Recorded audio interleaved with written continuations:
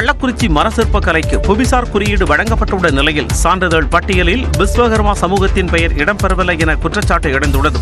கள்ளக்குறிச்சி மாவட்டத்தில் 700க்கும் மேற்பட்ட குடும்பத்தினர் மரச்சிற்ப வேலைப்பாடுகளில் ஈடுபட்டு வருகின்றனர். சந்தனம் உள்ளிட்ட விலை உயர்ந்த மரங்களில் செய்யப்படும் சிலைகளுக்கான அங்கீகாரத்தை கள்ளக்குறிச்சி பூம்புகார் கலைக்கூடத்திற்கு அரசு வழங்கியுள்ளது.